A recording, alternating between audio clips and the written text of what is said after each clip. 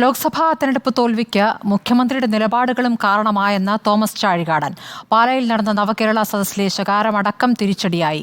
Kerala Congress M steering committee യോഗത്തിലാണ് Thomas ചാഴികാടന്റെ വിമർശനം. തോൽവിയിൽ മുഖ്യമന്ത്രിയെ മാത്രം പഴിചാരുന്നത് ശരിയല്ല എന്ന് ജോസ് കെ മാണി അടക്കമുള്ളവർ യോഗത്തിൽ പറഞ്ഞു. PR പ്രവീണ വിവരങ്ങൾ നൽകും.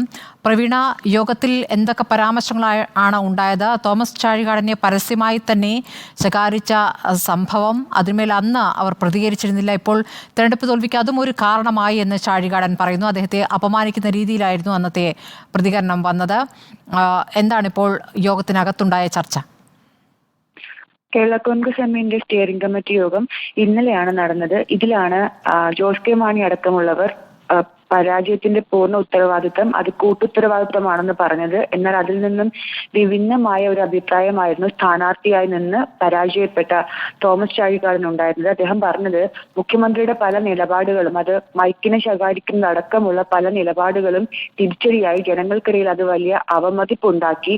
മുഖ്യമന്ത്രിയുടെ രീതി ശരിയല്ലെന്ന് പൊതുജനം നേരിട്ട് പറയുന്ന അവസ്ഥയുണ്ടായി. ഇത് തന്റെ തോൽവിക്ക് ആക്കം കൂട്ടിയെന്നാണ് ഇപ്പോൾ തോമസ് ചാഴികാടൻ പറഞ്ഞത്. ഇപ്പോഴല്ലെങ്കിൽ താൻ എപ്പോഴാണ് പറയാ, പാർട്ടി ഫോറത്തിനുള്ളിലാണ് താനത് പറയുന്നതെന്നും അദ്ദേഹം വ്യക്തമാക്കി.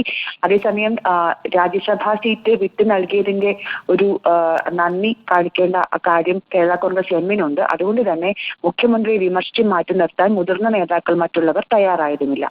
PR പ്രവീണയാണ് വിവരങ്ങൾ നൽകിയത്.